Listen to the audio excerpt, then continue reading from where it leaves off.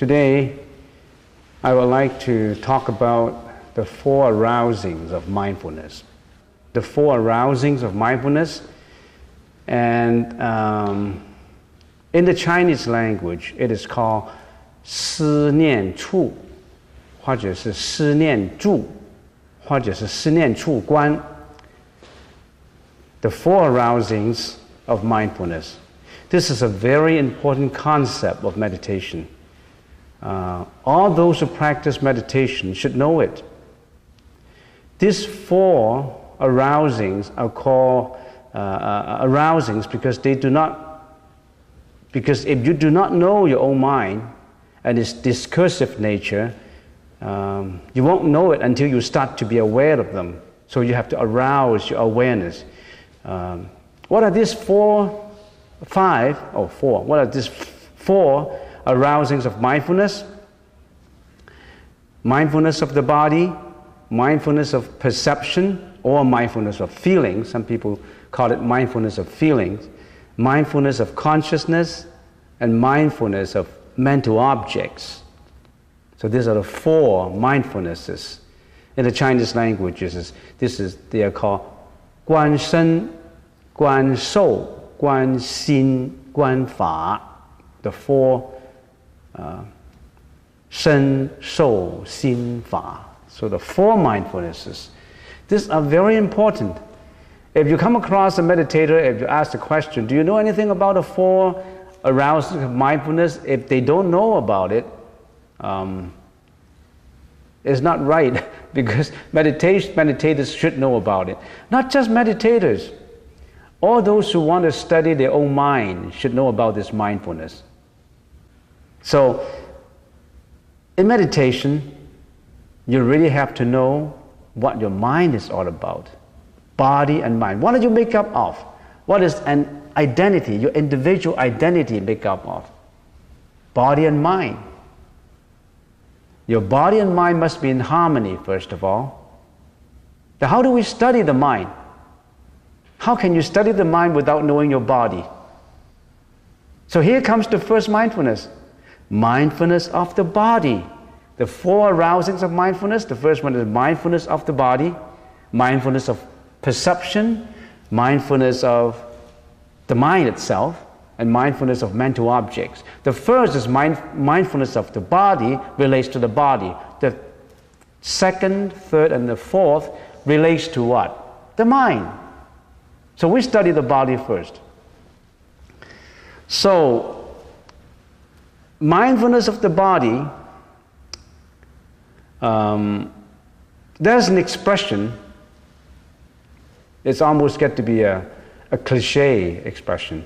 But not quite, because you really have to know it.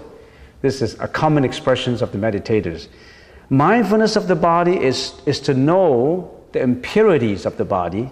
Mindfulness of perception is to know the suffering arising from perception.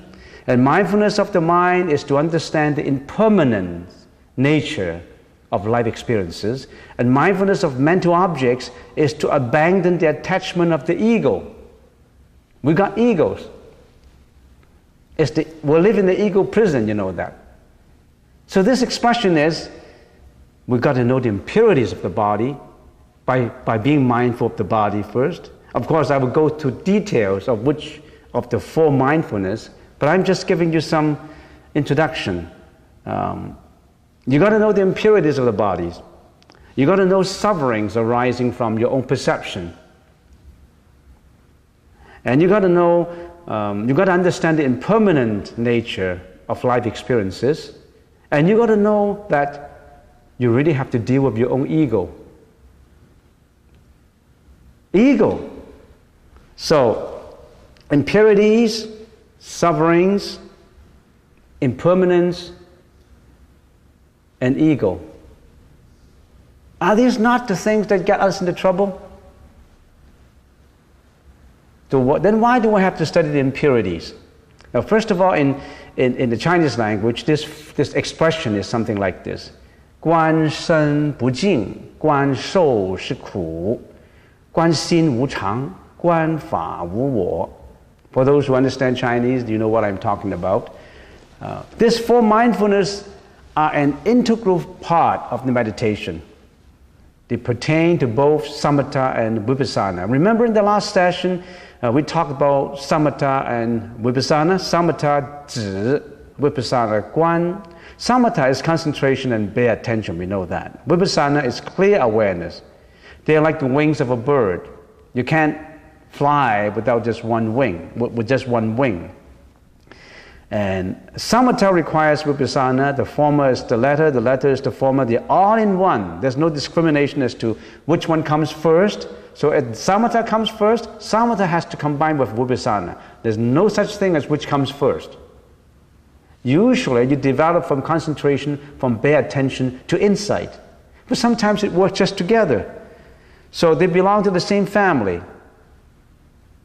Let's go through the first arousing, the mindfulness of the body. This mindfulness concerns the physical body. What about the body? We are made up of combination of body and mind. So studying the body first seems to be the most down to earth and the most appropriate approach. According to the Buddha's teaching written in the Anapanasati Sutra and the Satipatthana Sutra, an effective method of meditation is to start with your own breath. That's why, what are we doing in here? What is the most important, the most vital process of your body metabolism? What is the most important? You breathe. If you don't breathe, you're dead. So breathing is the most important. So we start with the breath. We concentrate on the breath. So how do we concentrate on the breath? We sit down, we bend. Of course, we have to go through the three A's of meditation that Lee talked about this morning: adjustment to posture, to breath, and to mind. And summarize this way: we sit down, we bend our legs crosswise on our lap, keeps the body erect and arouse mindfulness. Mindful when we breathe in and mindful when we breathe out. So we're just sitting in there, and actually it's not just concentration on the nose tip. It's being mindful of your breathing in and mindful of your breathing out. So, but for some people it's easier if you concentrate on an object. So you create an object in you. You create an object in the nose tip that you are actually a molecule, gets stuck inside the nose tip, and you are sitting in there, not in here. You're sitting right inside the nose. You're a minute little molecule inside there, and you are feeling your air in and out, in and out. Now that's an object. But sometimes you can follow it. The approach of creating an object, it's an easier approach for beginner, especially for students who start with meditation. If you have an approach like an object, then it's easy. Oh, I'm sitting in there. I'm sitting right in there, and I'm feeling the air in and out, in and out. But sometimes you can follow it. I breathe in and I breathe out. I breathe in, and the breath is long. I breathe in a long breath. And then, when the breath is in, before it goes out, there is a static intermediate period. That fraction of a second, when it comes in, it hasn't gone out yet. It hasn't started to go out. So it has come in, is long, and I follow it, and I follow it. And then it stopped. Very, very short period. And that is called the external in-breath. No, internal in-breath, because you got it in. You got it in. So that is, in the Chinese language, we call it 内出息. That is an intermediate period. You realize that too, and I have never mentioned this before.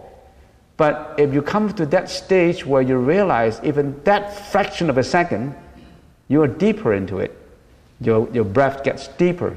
Because there is that changing intermediate period when your in-breath changes to be your out-breath. Can you realize that? If you realize that, that's even better, because you're following your breath.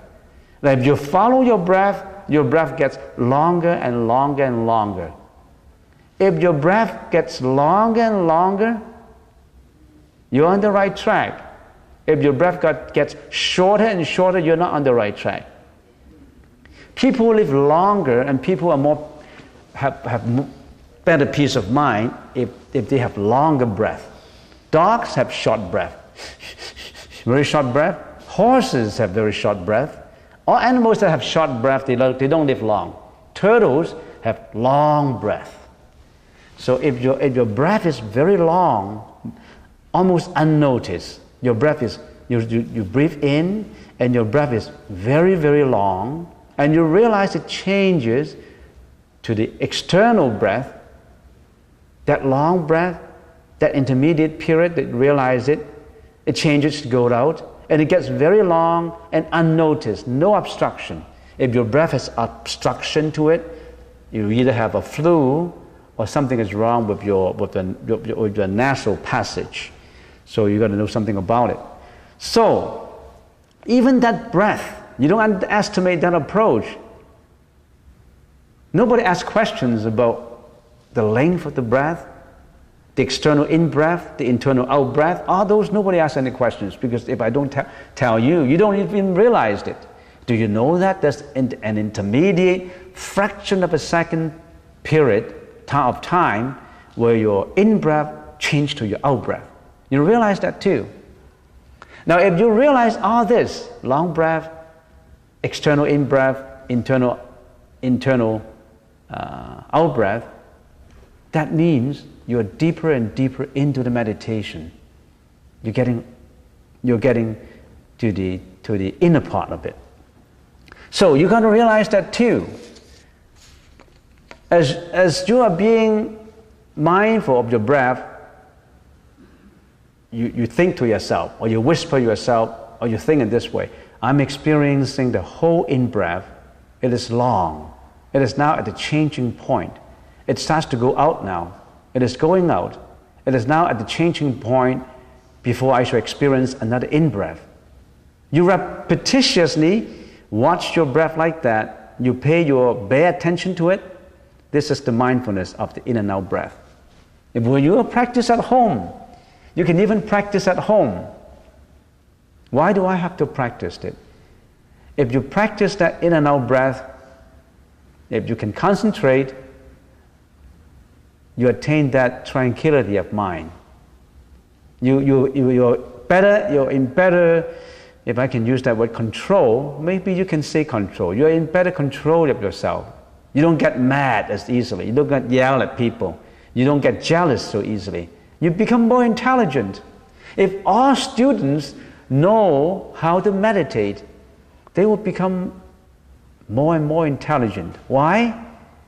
Because they build up their patience. They build up their patience in studying and reading, in concentration, in listening to the teacher's lectures, in pay attention to answering examination papers. They are A students.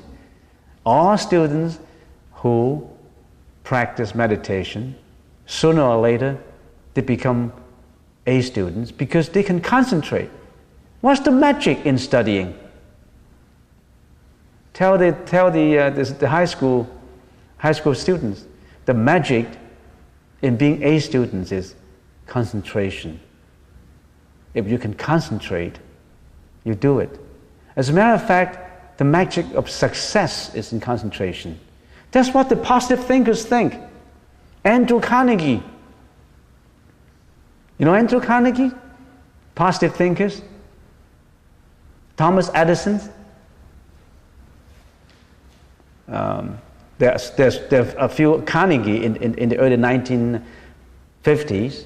Carnegie of General Motors. Is it General Motors? There's another Carnegie, and he believed in positive thinking. Whatever the mind can think, the mind can do.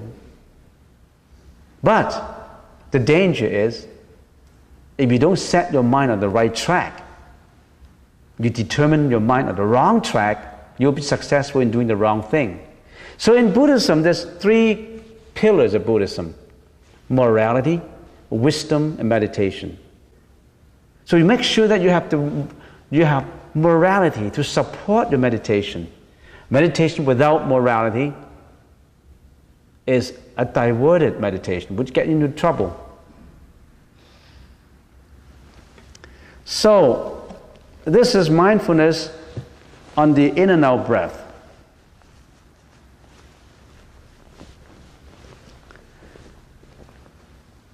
Mindfulness of the body, this arousing of mindfulness, consists of 4 components into it. What I'm talking about this morning about the 4 mindfulnesses, I summarize it from 2 books, Anapanasati Sutra and Satipatthana Sutra. These 2 books are that thick. So you can get it this morning. Pay attention. Everything is summarized here for you. The 4 arousing of mindfulness, the first one, I can't cover all today. I can only cover the first one, mindfulness of the body. And the first component of that mindfulness is mindfulness of your in and out breath. Your breath relates to the body. Your breath, that's the most important. Work it out, start with your breath. Do you control your breath though when you're meditating? No, you breathe spontaneously and naturally. Do not control your breath. Do not try to make your breath longer or shorter. Just breathe naturally. If you start to make your breath unnatural, you don't do it spontaneously, you get into trouble. Because the body is supposed to be spontaneously breathing naturally. If you say, I want to hold my breath in there, I want to breathe short and long, I want to breathe it longer, I want to hold it there, then you get into trouble. Don't do that. It's all natural. Don't attach to anything. So the next component of the mindfulness of the body is the mindfulness of the 4 postures.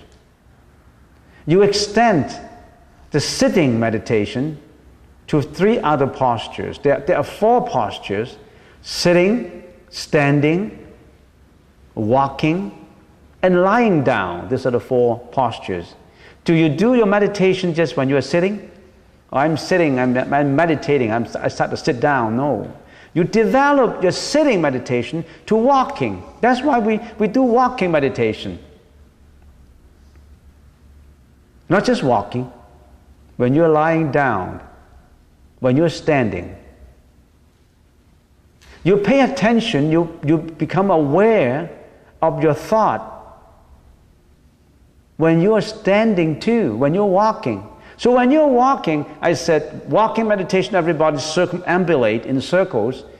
And some people, I realize, I watch some people, and they browse around when they're walking. They browse around the lanterns, they look at everybody, and they don't pay attention to your walking. They have desultory thoughts when they're walking. Walking is a very serious practice. It's part of meditation. Walking is not to give you a chance to take a break. Well, I'm taking a break, and some people stretch out and exercise, and you don't do that. When you're walking, you become aware of the movement of the body, the movement of the legs, your hands, every movement of the body, you become aware of it. You don't become aware of your body movement until you pay attention to it. When you walk, naturally, when you do walking, when you walk out, when you walk, you just don't pay attention to your walking. As we always say, you don't treasure walking unless you lose your limbs. You don't have your legs anymore. I remember there's an Indian proverb. There was a fellow who was so poor. That's an ancient Indian proverb. Let me summarize the proverb for you. There was an Indian fellow, of course in India, and he was so poor that he didn't have any shoes to wear. He was so pitiful of himself. I didn't have any money. I don't even have a pair of shoes to wear. And he was not happy about it. But one day, he looked at another person crawling on the ground by his side. That guy doesn't have any legs, no legs. And he suddenly got enlightened. He said, I was so pitiful of myself. I blamed myself for being so poor until I saw this guy who didn't even have legs. He couldn't even wear any shoes. I feel happy, not because I saw someone have no legs. I feel that I should treasure what I got. I already got my legs. I already got my limbs. I have my legs to walk. You don't value walking, as I said, until or unless you lose your legs. You value everything you got. Don't take it for granted. You are in good health now. Don't take it for granted. You keep it. Everything, you value it. You treasure it. So, walking itself, you pay attention to the walking, you become aware of your walking movement. In some Theravada walking meditation, they walk very slowly. They put their heels on the ground, and then the toes, and then I'm putting my heels, and now the sole touching the ground, and now the toes. And then I raise my toes now, my heel is up. So every movement, they pay attention to every movement. They walk very, very, very slowly. And now I'm swinging my left hands out, now the right hand, very, very slowly. That is the slow approach of meditation. So, walking, the second component of this mindfulness of the body is not just when you're sitting. You do that when you're walking. Don't browse around. Don't assume that you're taking a break. You're taking a relaxation. You're stretching out. Some people stretch out. Some people look around. It's not right. If you don't have to go to the washroom, you don't go. You're supposed to be walking. You don't go to the washroom and go back to, go to washroom and go back to your car to take a nap. So I saw someone going back to his car to take a nap. It's not right. Walking meditation, you have to be here. You don't go back to your car to take a nap, or take a sip of your Coke, or finish your coffee or tea. You don't do that. You be very serious with your meditation. Otherwise, you can't get any improvement. So, mindfulness of sitting extend to the other three postures in lying down and in standing too. So, what's the third component? The third component is a general overall awareness extend to all behavior. So, mindfulness in this case, in all behavior in your routine life. So, you become mindful in sitting, walking, standing and lying down.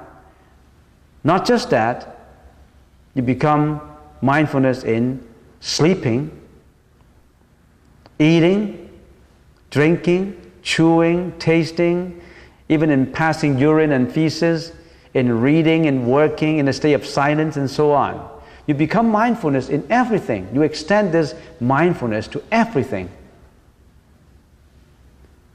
So when you are, for example, when you are studying for your exam, you're mindful of your studies. And some people study, they need to turn the radio on or their TV on. Good show, so at the same time they're doing their studies. You're not mindful. I haven't experienced any A students who watch TVs at the same time and study and they got all A's. No way. Radios, listen to radios, music. Some people listen to music and at the same time watching a show and at the same time reading their book. They think you're smart. How can you concentrate? So when you're doing reading, you do reading. When you are paying attention to lectures, you pay attention to the teacher. When you are doing your work, you got to pay attention. Particularly if you're working on high levels. If you don't pay attention, the workman compensation will get you. because finally you get into trouble. If you're flying an airplane and you're not paying attention, all these hundreds of people, their lives are in your hands. You're driving a car, a bus. So I don't like people talking when they're driving, because as particularly taxi drivers, you're always talking to the driver. When you get into trouble, all of you people will be killed, or you kill somebody else. 8,000 accidents on the road every year in Canada. Drunken drivers, backseat drivers, drivers who don't pay attention, who don't concentrate on what they're driving, they kill people, not only killing themselves. So if everybody become mindful, we'll reduce the 8,000 records of accidents on the road by at least 50%. We'll save people. Don't talk to drivers. You may kill yourself, or you kill somebody else. It becomes very serious. So, that's extending your mindfulness not only in the four postures, in everything you're doing, in all your behavior, in your speech. And what is this, the fourth component of mindfulness? The fourth component of mindfulness is mindfulness on the impurities of the body. Now that requires some explanation. It's very complex. In the Chinese language, it is called 不净观. Concentrate on the impurities of the body. The practice, according to the Satipatthana Sutra, when you are practicing, you do something like this. When you're meditating, you contemplate on your own body or any body that you think you are sensuously in love with. Mindfulness on the impurities of the body helps you to get rid of your sensuous desire, or to put it boldly, your sexual desire. Some people have that desire more than others, and they always attach to it. They even attach that in their dreams. They even create objects before they go to sleep. I talk to psychologists, and many people, they can't sleep. They have to create scenes in their mind. Solitary scenes, self-created scenes. And in that scenes would satisfy their subconsciousness. And in satisfying the subconsciousness, they get a little bit of relaxation and then go back to sleep. But if you create that imaginative scenes in your mind, it's getting very dangerous, because you're accumulating that desire. If that desire is accumulated, it's getting very dangerous. So when you go to sleep, actually the best is to think about something that is pure. Not thinking about something that satisfies your sensuous desires. Watch your mind. That's the word. Watch your mind. You can nurture your mind to do something good. You can cultivate your mind to do something bad. Depends on you. You are your own creator. Thomas Edison, one of the most successful inventors and scientists of our civilization, he's always involved in his mind, his inventions. He's so absorbed in his mind about his inventions, nothing else. That's why he becomes successful. If you always involve your mind with bad deeds, you get into trouble. That's a criminal mind. If your mind is so desultory that you have no concentration, that belongs to the mind of a person who would never be successful in whatever he's doing. You want to be successful in what you're doing? Control yourself, know yourself, understand yourself. You be your own master. You don't be the slave of your own mind. So, getting back to this, mindfulness on the impurities of your body. You think when you're meditating, particularly to those people who always are overwhelmed by very strong desire, sensuous desire on your opposite sex. Some people are like that. They can't live without it. If you want to eliminate that, and some people say, let me clarify something. Some people say this, that's natural. We all like it. It's good. That's responsible for your reincarnation. We're in a lower species.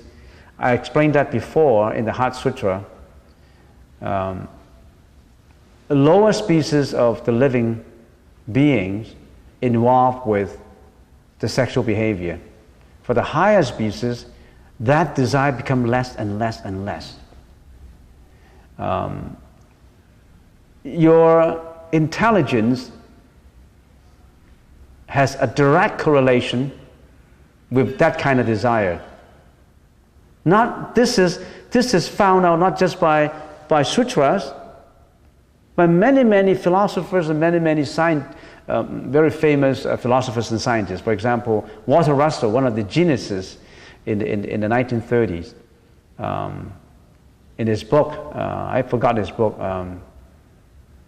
Your Bright Light, that book, Walter Russell. You can always check that in the library. Walter Russell, R-U-S-S-E-L-L, and he designed the New York skyscrapers in the 1920. He was the architect for it, but he didn't go to school for architecture.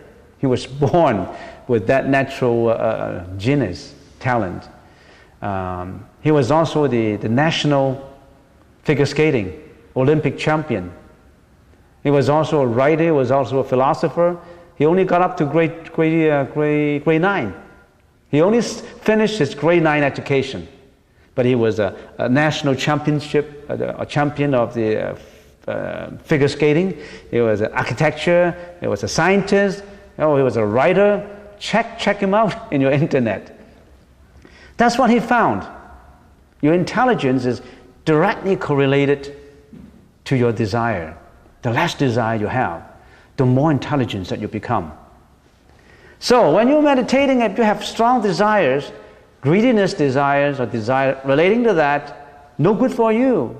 I'm a monk, I know that from sutras. When you're meditating, you want to get rid of that, you think it this way. There are in my body hair of the head, hair of the body, nails, I got nails, my body got nails, teeth, skin, flesh, fibrous thread, tendons, bones, marrow, kidneys, heart. Inside of me there's liver, pura, spleen, lungs, contents of the stomach, intestines, mesentery, feces, bile, phlegm. I'm reading out from the sutra. I can't remember that all. Pus, blood, sweat, solid fat, tears, fat dissolved, saliva, mucus, synovic fluid, urine, all these 32 impurities. You think the body is beautiful. You think the body is something that you should attach to. But let me tell you, our skin is the traveling bag of our existence. Swiss writer, I forgot that writer's name. Our skin is the traveling bag of our existence. Our body is impure. You attach to it. It contains 32 impurities. What's the attachment about? But some people kill for it though. Some people rape because of it. Some people kill people because of it. Some people commit crime because of it. You attach to this desire. And this desire is created out of imagination. It's so impure. So this is mindfulness on the impurities of the body, on the 32 impurities. And then of course there are the 4 elements that make up the four basic elements, the basic molecules, the elements that make up the body, the mode of solidity, the hardness of it, solid. What are these? Nails, anything that is solid in your body, the elements of solidity in the body. Your nails, your bones, the solid. The mode of cohesion, which is water. So your body is made up of solid and water. The mode of caloricity, calories, your heat. The body is made up of this heat. And the mode of oscillation, the movement, your air. So you're actually, all the elements, the basic elements of the body is nothing but water, heat, air, and hardness, matter. So your body is made up of all these four basic elements. We adhere to it so much. We value it so much. The Buddha was able to know this body is going to go. This body is temporary. We always draw the analogy. This body is a leased apartment. The lease is going to expire when you die. No renewal option. You got to leave this body. Death is for sure. This is only a temporary location that you're residing in. You're a transient passenger on a bus. You got to get off. Does not matter where you are, you got to get off that bus. That bus is only temporary for you. Some people do a good job in that bus. Some people do a bad job in that bus, in that train. It depends on you. So, the impurities of the body, time is almost up, and this is some part of it. To beginners, I don't know, because I never practiced meditation. But to people who practice, they know. They got to remember all the components of it. Mindfulness of the body contains 4 components. In and out breath extends to the 4 postures, not just sitting, but standing, lying, walking. Extend to every behavior. And now, that's not enough.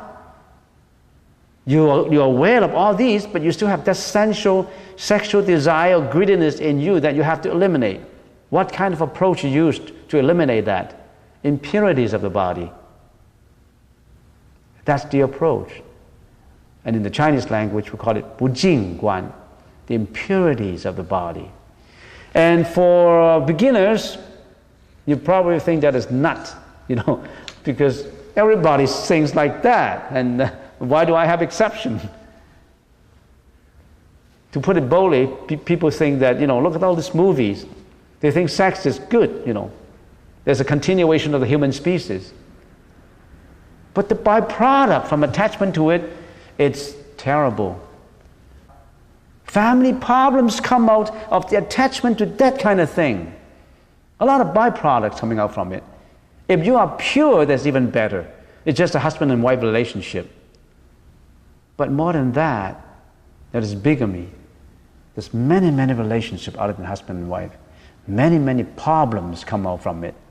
Problems that linger on, not just to the 2 parties, to the younger generations. Disease, social problems. Gets the policeman very busy. And you are the policeman, you should know about that, right? How much of it is involved in that part in your job? 100%. 100%, you see. This gentleman is a policeman. Here's a witness. 100% relates to attachment to that kind of greediness. So how do we eliminate that? Impurities. Well, before you ask question, let me finish it, and I'll entertain the questions later. Let me finish this one final point on the impurities of the body. If you find out that I can't imagine all the dirt inside of me. My liver, my intestine, my stomach, my fluid, my urine, I can't do it like that. All this dirt. There's another way you can contemplate on the impurities. The Buddha said, contemplate on the channel ground. It's spelled C-H-A-R-N-E-L. Channel ground. In ancient India, for the poor people, they don't have any funeral. They don't have any graveyard. And the poor, when they die, This is also out of compassion to animals. They leave the dead bodies in the wild so that all wild animals can eat them, serving the animals as food. We call it channel ground. So the Buddha said when you're meditating to contemplate on the impurities, you can contemplate on the channel grounds. Now, how do you do this? You imagine, you visualize, I see a dead body. After 1, 2, or 3 days, it becomes swollen, blue and festering, being thrown into the channel ground. So that body is being thrown in there, nobody noticed it, and after a few days it becomes blue and swollen. That's for a fact. And even this body of mine in the future, when it is dead, is buried in the same thing. If you're dead and if you're in that situation, if you get thrown, your dead body get thrown into the channel ground, after 1 or 2, 3 days, your body becomes blue and swollen and festering. It's the same, no exception. The dead body is now being eaten up by the crows or by hawks or by vultures or dogs now, or by different worms. Oh, it's terrible. The dead body is being eaten up by worms. Now, even this body of mine is the same thing when it is dead. Now, after a while, the dead body would be a skeleton, together with some flesh and blood and held in by the tendons. Become a skeleton, but you still have flesh and blood held in by the tendons. But then it would be a skeleton later without flesh, be a smear with blood. No more flesh. And then a skeleton without flesh and blood. All the bones scattered in all directions. And this body, which you value, which you treasure, is the same thing. After a while, it's got rotten, it turns into dust. You're impermanent. You're not permanent. Death is there. Well, with that, some people say that if you're always thinking of death, you become very negative. You become very pessimistic. No. Because we think of death, because we think of impermanence, we become more positive. Why? The Buddha was contemplating death and he said to himself, how can I go beyond death? How do I find a way where I get enlightenment? I don't have to reincarnate in the ocean of life and death. How can I go beyond death? How can I find out more about life? Because knowing death and knowing impermanence, he explored into the spirituality of life. He get the method to get out of death. Without knowing death, how can you get out of death? It's just like, I don't want to know that I'm sick. Knowing that I'm sick, I become very negative. I become very pessimistic. I become downcast. I don't want to know about sickness. But you got that sickness. You got to know it. You got to diagnose it. You got to get a medicine to cure it. You can't just be a fool and I forget about it. I'm like an ostrich, burying my head into the sand. I don't see people who catch me, who kill me. I just bury my head into the sand. If I don't see them, they don't see me. You can't be like that. You are sick. You understand your sickness. You diagnose your sickness. You get your medicine. You understand death is coming. You know about death. Why were I born in the first place? Where would I go when I died? How I answer all these questions? Because knowing death, understanding death, I become more positive. I go beyond it. I don't have to be controlled by it. And Buddha found a way to get out of death. You still have to die out this body though. In other words, you still have to get out from this apartment that you lease, this body apartment. Why are you get involved in this body apartment in the first place? Why do you lease this body apartment to live in? That's your own karma. You sign your own lease, man. Nobody forced you to sign it. You sign your own lease. Why do you sign it? You get involved with your own karma. You come back. You reincarnate. You sign it yourself. You can't get rid of it. And the Buddha said, don't sign another one. Don't sign it. Don't sign the lease for this apartment. Don't come back to the suffering. Don't come back to life and death. All these sufferings that you have, disappointment, fear, anxiety, depression, sickness, old age, death, sorrow, suffering arising from departure of beloved ones. You have beloved ones and they died. You are so grief-stricken. You suffered. You have job frustrations. You suffered. Your marriage is on the rock. Not martini on the rock. Your marriage is broken. Why do you have to suffer? Why do you go through all these sufferings? Find out the sickness. The Buddha point out to you the sickness and let you find out. So, time is up. What do we get from here? Today we cover mindfulness, the 4 arousings of mindfulness. Let's recapitulate what I talk about, the 4 arousing of mindfulness. We just covered the first one, which relates to the body, the down-to-earth body, not yet the mind, the body. And in that, we have 4 components. Mindfulness of in and out breath. Mindfulness extends to the 4 postures. Mindfulness in all behavior and speech extends to all behavior and speech. And mindfulness of the impurities of the body. And in mindfulness of the impurities of the body, you have 2 methods. You contemplate on the 32 impurities inside of the body, or you contemplate on the channel ground as if you're a dead body, which will be a dead body sooner or later.